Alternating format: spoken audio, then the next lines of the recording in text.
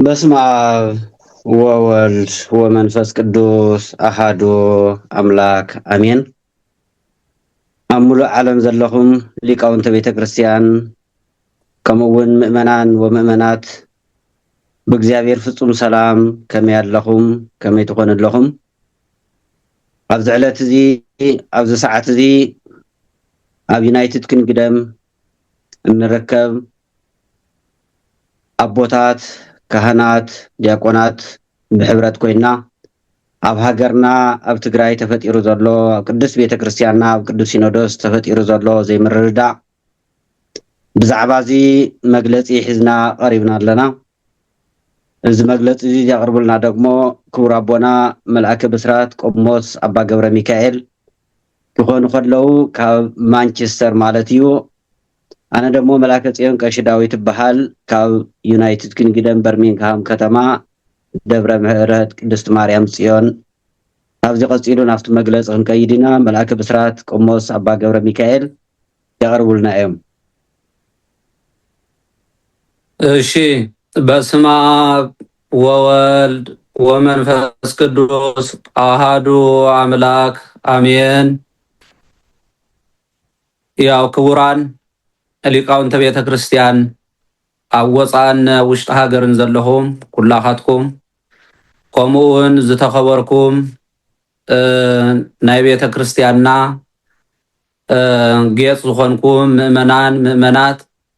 ዘማርያን ሰንበት ትምህርቲ ቤት ኩላኻትኩም በብዘለኹሞ ሰላም እግዚአብሔር ምስ ኩላትና ይኹን። እሞ ኣብቲ ምእተዊ ከም ተገለጸ ያው ኣብ ዩኬ ንርከብ ኣቦታት ተኣኻኺብና እቲ ኣብ ዓድና ብቅዱስ ሲኖዶስ ተፈጢሩ ዘሎ ምፍልላይ ንዕኡ መፍትሒ ደኾን ይኾን ኢልና ናይ ቅዋም መግለፂ ሒዝና ቀሪብና ኣለና። እሞ ነዚ ናይ ቅዋም መግለፂ ንኸንብብ ድማ ዕድል ስለተዋህበኒ ኣነ ኸንብብ እየ ማለት እዩ። ከምቲ ተገለጸ ሽሞይ መልአከ ብስራት ኣባ ገብረ ሚካኤል ገብሩ ናይ ማንቸስተር መንበረ ጸባኦት ቅድስት ስላሴ ትግራይ ኦርቶዶክስ ተዋህዶ ቤተ ክርስቲያን ኣመሓዳሪ እየ። እሺ፣ በስመ አብ ወወልድ ወመንፈስ ቅዱስ አሃዱ አምላክ አሜን። ስለዚ ንርእስኹምን ነታ ብገዛእ ደሙ ዘጥረያ ማሕበር ጎይታን ክትጓስዩ መንፈስ ቅዱስ ኤጲስቆጶስ ገይሩ ኣብኣ ዝሸመኩም ኩሉ መጓሰ ሓሉ። ግብረ ሐዋርያት ምዕራፍ 20 ቁጽሪ ወይ ድማ ፍቅዲ 28 ናይ ቅዋም መግለፂ። ንሕና ኣብ ዩኬ ወይ ድማ ኣብ ዓባይ ብሪጣንያ እንርከብ ውልደ ክህነት ኦርቶዶክስ ተዋህዶ ቤተ ክርስቲያን ትግራይ ካብዚ ንታሕቲ ሽሙና ዝተገለጸ ካብ ዕለት 27 እስካብ 28 09/2018 መንበረ ሰላማ ቅዱስ ሲኖዶስ ብዘካየዶ ኣኼባ ኣብ ልዕሊ ብፁዕ ኣቡነ ሰላማ ዘመሓላለፎም ውሳኔ ብምቅዋም ብፁዕ ኣቡነ ሰላማ ነዛ ጥንታዊትን ሃዋርያዊትን ዝኾነት ኦርቶዶክስ ተዋህዶ ቤተ ክርስቲያን ኣክሱም ትግራይ ኣብ ምምላስን ከምኡውን ካብ ዝምለስ ጀሚሩ እስካብዛ ሕዚ ሰዓት እዚኣ ንህዝበ ክርስቲያንን ንቤተ ክርስቲያንናን ደኸመኒ ሰልቸወኒ እንከይበሉ ንሓቂ ቆይሞም እቲ ኣብ ቤተ ክርስቲያን ውሽጢ ዝግበር ዘሎ ግን ድማ ስርዓተ ቤተ ክርስቲያን ዘይኮነ ብትሪ ብምቅዋም ዝፍለጡ ምዃኖም ኩሉ ዝፈልጦ ናይ ኣውደ ምህረት ሓቂ እዩ። ስለ ዝኾነ ድማ ኣብ ዩኬ ዓባይ ብሪጣንያ ንርከብ ውልደ ክህነት ኣብ ዝተፈላለየ ናይ ቤተ ክርስቲያን ስራሕ ደረጃ ዘለና እቲ ብፁዕ ኣቡነ ሰላማ ዝኹንንዎን ዝቃወምዎን ጸረ ሕገ ቤተ ክርስቲያን ዝኾነ ኣካይዳ ሓቂ ምዃኑ ተቐቢልና ኣብ ጎኒ ብፁዕ ኣቡነ ሰላማ ምዃንና እንዳገለጽና እቲ መንበረ ሰላማ ቅዱስ ሲኖዶስ ኣብ ልዕሊ ብፁዕ ኣቡነ ሰላማ ዝሕለፎ ውሳነ ብሕጹጽ ከልዕልን ካብ ከምዚ ዝበለ ህዝበክን ቤተ ክርስቲያንን ዘቆጥዕ ውሳነ ክእረም ብፍላይ ድማ ኣብ ዝሕዚ ሰዓት ትግራይ ዘላትሉ ኩነታት ዘየገናዘበ ኣብ ልዕሊ ጸገም ዝውስኽ ብምዃኑ ብትሪ እንዳኾነና ብሕጹጽ ክእረም ጻውዒትና ነቕርብ። ሰላም እግዚአብሔር ምስ ቅድስቲ ሃገርና ሃገረ ትግራይ ምስ ህዝብናን ይኹን። ሹም ዝርዝር መልአከ ገነት ቆሞስ አባ መዓዛ ቅዱሳን ኃይለ ሚካኤል፣ መልአከ ፀሐይ ቆሞስ አባ ፍቅረ ማርያም አሰፋ፣ መልአከ ጽዮን ቀሺ ዳዊት ሓጎስ፣ መልአከ ገነት ቀሺ ቀለመወርቅ ብርሃነ፣ መልአከ ብስራት አባ ገብረ ሚካኤል ገብሩ፣ መምህር ሄኖክ ብርሃነ፣ መልአከ ሰላም ቀሺ የማነ ወልደ ገብርኤል፣ ቀሺ ኢዮብ ደስታ፣ መምህር ዘለዓለም ተሻለ፣ መምህር ሃፍቱ በርሀ፣ ዲያቆን ጉዑሽ በየነ፣ ዲያቆን ሓጎስ ገብረ ስላሴ፣ ዲያቆን ዘሚካኤል፣ መምህር ክፍሎም፣ መልአከ ሰላም ቀሺ ነጋሲ ገብረ ጊዮርጊስ፣ ዲያቆን ፍጹም ታፈረ፣ ዲያቆን አብርሃም ካልአዩ፣ ዲያቆን አንገሶም በሪሁ፣ ዲያቆን ማዕረግ በላይ፣ ዲያቆን ክብረ ኩሉ አስገዶም። ሰላም እግዚአብሔር ምስኩላትና ይሁን። በስመ አብ ወወልድ ወመንፈስ ቅዱስ አሐዱ አምላክ አሜን። ቅድሚ ኩሉን ልዕሊ ኩሉን ልዑል እግዚአብሔር አምላኽና ከም ዝገሩ ዘረኸበና ድምፅናን ክነስምዕ ዝፈቐደልና ክብርን ምስጋናን ይኹኖ። ከመይ ፀኒሕኩም? እቲ ዝተባሃለ ኣነ ቀሺ ኢዮብ ደስታ ይበሃል። ኣብ ዩናይትድ ኪንግደም ኣገልጋሊ ናይ ደብረ ምህረት ቅድስቲ ማርያም ጽዮን ኮይነ እዚ ካይድና ዝረኣናዮ ኩላህና በብግልናዊን ኩሉ ዓገቢልና። ስለዚ ኣቦና ቅድሚ ሕጂ ዝነበርዎ ዓብዪ ዝተዋፅኦ ዝገበሩ ኣብዚ ኩላህና ዘሕለፍናዮ ዓብዪ ሕማቕ ዝኾነ ዘመን ዓብዪ ዝተዋፅኦ ዝነበሮም ካብ ሕጂ ከዓኒ ዓብዪ ተስፋ ዝነበረና ናብቲ ወላዊን በቲ ሒዞሞ ዝነበሩ ናይቲ መንበረ ሰላማ ዝብል እቲ ስሞምን እቲ ተግባሮምን ሓደ ስለ ዝኾነ ብጣዕሚ ተሓጒስና። ሓጎስና ግን ርሑቕ ከይከደ ከምዚ ክንሰምዕ እንተለና ብሓቂ ልብና ሰንቢዱ ተሰይሩ እውን። ስለዚ ንሕና እቶም ኣቦታት ኩሎም ኣቦታትና እቲ መንበር ከዓ መንበርና ንዘይትድግፎ ነገር ኣይትነቕፎን ኢኻ። ታዲኣ ነቲ ብዙሕ ብጉልበት ይኹን ብገንዘብ ይኹን ብኩሉ ሓሳባት ይኹን ኣስተዋፅኦ ዝገበርናሉ በቢ ዘለናዮ ለዚ ጌጋ ክገብር ተሎ ከዓኒ ከምቲ ዝደገፍናዮ ብኩሉ ብጉልበትናን ብገንዘብናን ጌጋ ክገብር ተሎ ከዓኒ ነዚ ነገር እዚ ጌጋ እዩ ክንብል ግዴታና ስለ ዝኾነ ኣብ ብፁዕ ኣቦና ዝተገብረ ውሳኔ ፍፁም ጌጋ ኮይኑ ስለ ዝረኸብናዮ ኣብዚ ነገር እዚ ካብ በዚ ሕጂ ከምዚ ንኸይድገም ነዚ ተወሰነ እውን ብድጋሚ ሪኦም ኣረጋጊዖም ነቲ ናፍቲ ንምእመናንን ንቤተ ክርስቲያንን ንህዝብን ንኩሉ ዘናዓዑ ዝኮነ ዘይኮነ ናፍቲ ሰላሞም ክመልስዎም ናፍቲ ዝነበርዎ ካይዳ ከድዎም ተስፋ ንገብር። ነዚ ነገር እዚ ክንላቦ ኢና መፂና። ነዚ ቃል እዚ ክነመሓላልፍ ዝሃብካና ዓዱል ኣውና ወይ ከዓ ኣቦና ከዓኒ ክብረት ይሃበልና። ልዑል እግዚአብሔር ኣምላኽና ከዓኒ ነታ መንበርና ጠቢቑ ነታ መንበርና ሓልዩ ብሰናይ መንገዲ እቲ ሃረር ኢልና ተፀቢናያ ዝነበርና ብፅቡቕ መንገዲ ክኸይድ ብፁዕ ኣቦና እውን በቲ ዘለዎም ሃዋርያዊ ተልእኮ ምክንያቱ እውን ኣብዚ ሕጂ ኣብ ዘመንና ዝረኸብናዮም ሃዋርያዊ ሕሰብዎ በቶም ናይ ካልአት ክንደይ ግፍዒ ወሪድዎም ብኣነ ከዓ ኣብ ድጋሚ መሸምኩም ኢሎም ክሳደዱ ተለዉ ማዕረ ክንደይ ከቢድ ነዞም ኣቦና እዚኦም እሞ ከዓ ብዘይብሎም ብዘይገበኖም ብዘይበደልካ ከም ዝኽረክም ተሎ። ስለዚ ነዚ ነገር እዚ ብድጋሚ ሪኦም ነዚ ቃል ናይ ህዝብን ቃል ናይ ቤተክርስትያንን ሰሚዖም ሊቃውንቲ ቦታትና ከዓኒ ኣስተኻኺሎም ናብቲ ሰናይ መንገዲ ከመርሑና ናይ እግዚኣብሔር ሰናይ ፈቃድ ይኹን። ክብረት ይሃበለይ ስለ ዝተዋሃበኒ ዝኾነ ዘሎ ሕቶ ርእቶ እውን ክቕበል እየ መጻኢ ብኸመይ ዝደጊፍካ ብኸመይ ከነ ዝጌጋ ኢልካ ንዝብል እውን ኣለና ኢና። ኣብድላይካ ሰዓትን መዓልትን ከዝፅዋዕና ቦና ወይ ሓቡና ከዓኒ ኣለና ኢና ኩሉ ግዜ ማለት እዩ። ይቐኒየለ ብዙሕ ተባሂሉ እንድዩ እቲ ድግፎን ክመሓየሽን ለውጢ ከምፅእ እዩ ኣብ ትብሎ ኢኻ ሓሳብካ ትህብ ወይ ድማ መግለፂኻ ቅዋምካ ተቕርብ እሞ ክመሓየሽ እዩ ነገራት ኢልና ስለንኣምን እዩ እዚ ነቕርብ ዘለና ማለት እዩ። መንበርና መንበረ ሰላማ ከመይ ናብዚ ከም ዝመፀ ከመይ ኢሉ ከም ተመለሰ ናብዚ ሕጂ ደረጃ ቅዱስ ሲኖዶስ ዝብል ሹም ረኺቡ ህዝብና እውን ተሓጒሱ ቤተክርስትያንና እውን ተሓጒሳ ኩላና እውን ተሓጒስና ንነብር ዘለና ብኸመይ ከም ዝመፀ ያው ዝፍለጥ እዩ ኩሉ እንኳን ህዝቢ ትግራይ እንኳን ሊቃውንተ ቤተክርስትያን ትግራይ እንኳን ካህናተ ትግራይ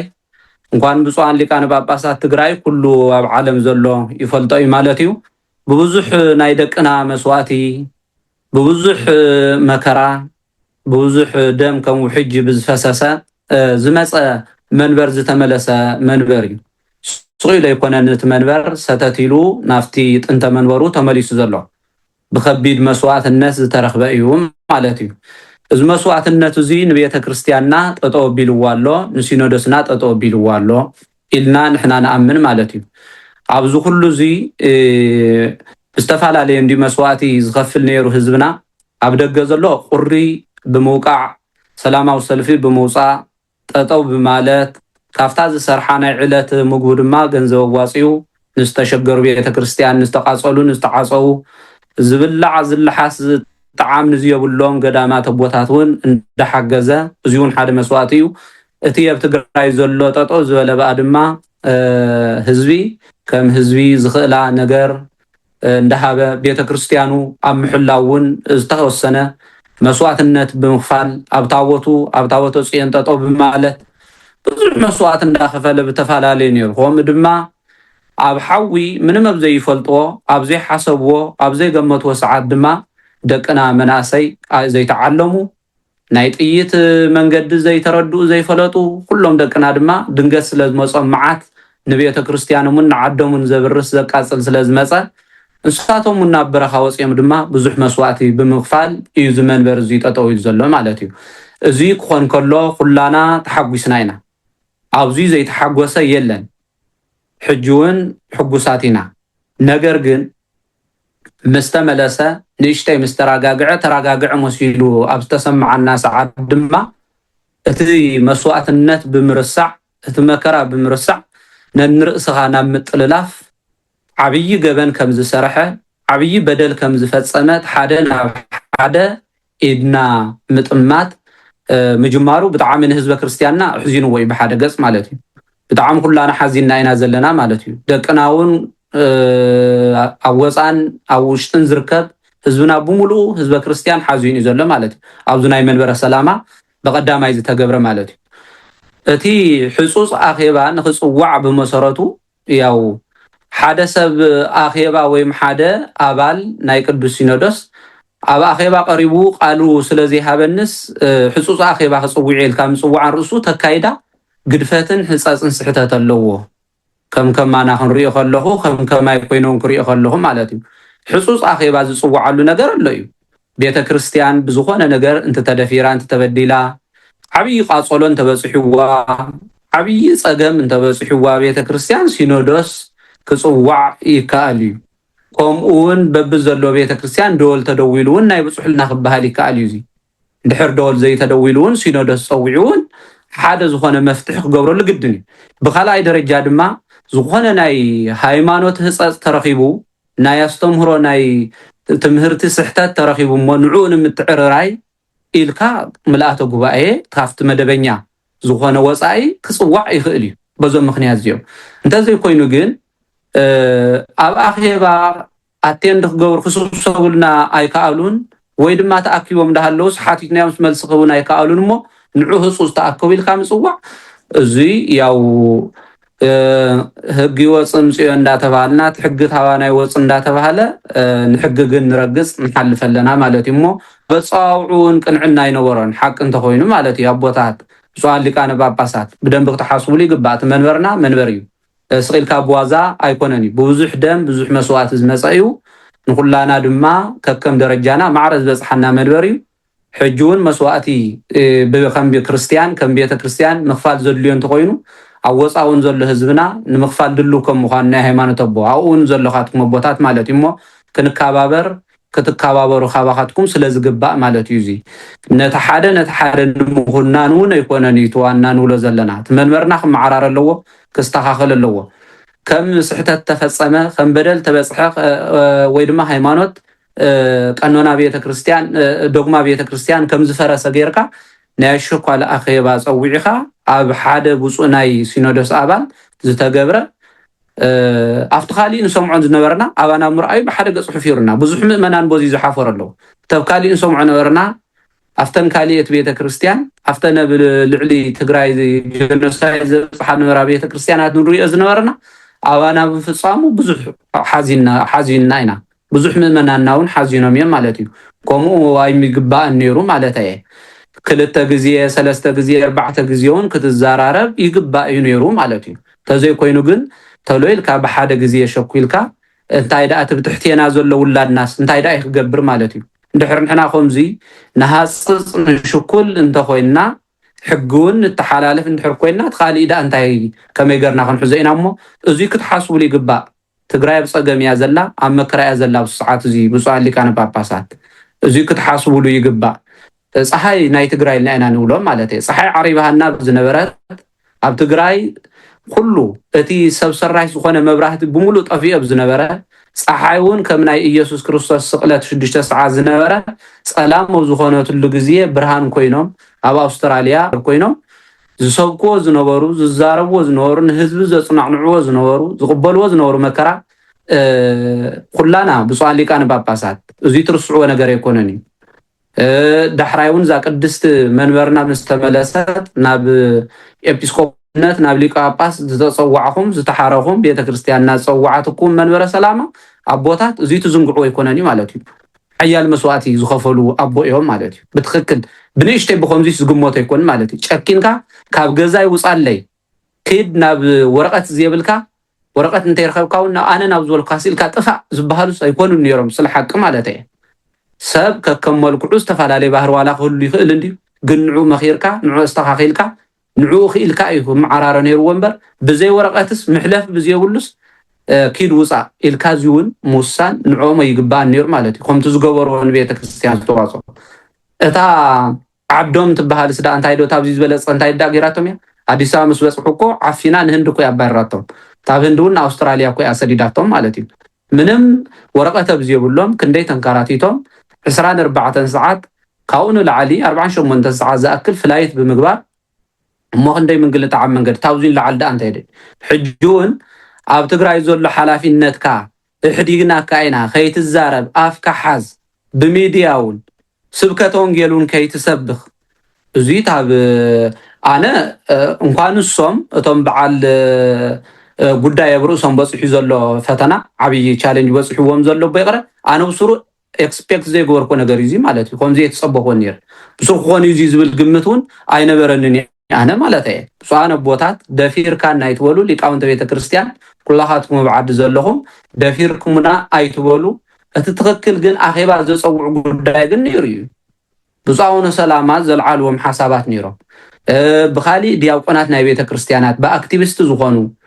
ፍሉጣት ዝኾኑ ናይ ቤተክርስቲያን ኣመንቱን ዝኾኑ ናይ ቤተክርስቲያን ኣገልገልቱን ዝኾኑ ዝቀረቡ ሓሳባት ነይሮም ኣብ ቤተክርስቲያን ብዙሕ በደል ይበፅሕ ኣሎ ሰብ ሰለስተ ግዜ ደሞዝ ይበልዕ ኣሎ ወዚመን ኢልካ ነዙይ ኣኼባ ክፅዋዕ ዝግባእ ነይሩ ማለት እዩ ኢኳሊ ዝኾነ ሌደር ንምምዕርራይ ኣብ ትግራይ ስርዓት ንምትሓዘብ ትግራይ ነዙይ ኣኼባ ዘድልዮ ነይሩ እንድሕር ኣኼባ ምፅዋዕ ኣድላይ ኮይኑ እንድሕር ተራእየኩም ነይሩ ኮይኑ ማለት እየ ኣለው ኮይኖም ብዙሓት ማለት እየ ተሰለስተ ዝበሃል ድማ እርከኑ ንስኻትኩም ትፈልጡ ኢኹም ኩላና እውን ንፈልጦም ዕርኽትና ኣሕዋትና ቦታትና እውን እኒአው እዮም ኣጥቢያ ቤተክርስቲያን እዩ ናይ መጀመርያ ሓደ ኣብ ኣጥቢያ ሓደ ሰብ ስራሕ ይሰርሕ ተና ኣጥቢያ በብደረጀአን ከከም ዘለወን ናይ ሙዳየ ምጽዋት እቶት ከከም ዘለወን ሃፍተ ገነት 10,000 12,000 ቤተክርስቲያን ዝረኽቡ 20,000 ዝረኽቡ ኣለው ታኡ ድማ ልዕል ክብል ከሎ ሃገረ ስብከት ኣብ ሃገረ ስብከት ድማ ደርዮም ዝሰርሑ ኣለዉ ማለት እዩ ሊቃውንቲ ድዮም ተሳኢኖም ነገረ መለኮት ዝተመረቑ ድዮም ተሳኢኖም ወይስ ተምሃር ሓዱሽ ኣብ ጉባኤታት ዲ ተሳኢኑ ኮይኑ ብክልተ ብሰለስተ ዝፀንሐ እኮ እገለ ተባሂሉ ቦታ ብምሓዝ ማለት ካልኣይ እርከን ድማ ኣብ ሃገረ ስብከት ዝወስዱ ድማ እዮም ካብ ትዝናእሰ ሚኒመም ዝበሃል ንኡስ ዝኾነ ማለት እዩ 30,000 እቲ ማክሲሞም ድማ ክሳብ 100,000 ዝበፅሕ እዩ ዝኒአ ናይ ኣጥቢያ እውን እቲ ናይ ሃገረ ስብከት ማለት እዩ እዙይ እኒኦ ካብኡ ንላዕሊ እውን ዘለዎም ኣለዉ ከከም ደረጅኡ ግን ደሓን ናይቲ ሰርቪስ ዝህብ ቅድሚት ዘሎ ናይ ተገልጋሊ ካህን ሞንወሎ እቲ ማክሲሞም ክሳብ 100 እዚሁ ናብ ሃገረ ስብከት ይወስደለው ማለት እዩ ታውት ናይ መጨረሻ ድማ መጸግዕን ናይ ኩሉ ደግሞ እንደገና ዝኾነ ድማ ልዑል ኩሉ ዝኾነ መንበረ ሰላማ ኣብ መንበረ ሰላማውን ኣብ ሰለስቲኦም ረአዩ ከምዚ ዝወስዱ ኣቦታት ኣሎ እዮም እዚ ሓቂ ገይሮም መውጽኦም እዮም እንድሕር ስሕተት ተልዩን ነዚ ብደንቢ ኣቅሪብኩም ካበይ ተበግስኩም ይኹም መን እዮም ከምዚ ዝወስዱ እዚ ትክክል ኣይኮነን እዩ ንምንታይ ከምዚ ኢልኩም ክትዛረቡ ከኣልኩም ኢልካ ምዝራብ ዝሕሽ ነይሩ እንተኮይኑ ማለት እዩ እዚ ሃገር ዝፈለጦ ፀሓይ ዝወቅዖ ስሞቀ ዝበለ ጉዳይ ኩሉ ዝፈልጦ ህዝቢ ስለ ዝኾነ ነዚ ኣኼባ ፀዊዕኻ ከም ዕራይ ዘልዩ ነይሩ ኣብ ወፃውን ዘለዋ ቤተ ክርስቲያናት ከመይ መሓደር ኣለዋ ከመይ ይኸዳ ኣለዋ ምስቶም ብፁዓን ሊቃነ ጳጳሳት ዘለው ንዓቶምን ሞራል ንምሃብ ንምሕጋዝ ስለ ዘድሊ እንታይ የድለ ወፃ ዘለኹም ከመይ እንተኸድና ከይሕሽ ምስኣሃት ቤተ ክርስቲያን ዘለና ርክክብከ ከመይ ይቐፅል ዝብል ኣኼባ ሕጹጽ ጌርካ ክጽዋዕ እንዳተገበ ኣብ ሓደ ቦ መሳኻትኩም መስዋዕትነት ዝኸፈሉ እሞ ግንባር ቀደም ዝኾኑ ብዙሕ እታ ዓዶም ዝብልዋውን መከራ ዘብፅሓትሎም እሞ ንህዝቢ ትግራይ መስዋዕቲ ከምቲ ኣብ ደገ ዘሎ ብቁሩርን ብገለን ዝተቀበሉ ጥራይታ ጥይት ያቀርያቶም ኣብኣንበ መስዋዕቲ ዓብይ ዝኸፈሉ እቲ ዝበልዎውን ድማ መንበረ ሰላማ ክትምለስያ ናፍታ ዓዳ ኢሎም ብዝበልዋ መሰረት ተመሊሱ መንበረ ሰላማ ብፁዓን ሊቃነ ጳጳሳት ብደረጃ ርኢና ዓለም ብምሉእ ተሓጒስልና ብዘሎ ኩላና ህዝቢ ትግራይ እውን ተሓጒሱ ተሓጓስቶ ይወፀሉ እዚ ምፍጣሩ ሕዚንና ኢና ዝመግለጽ እዚ ሒዝና ወፂና ዘለና እሞ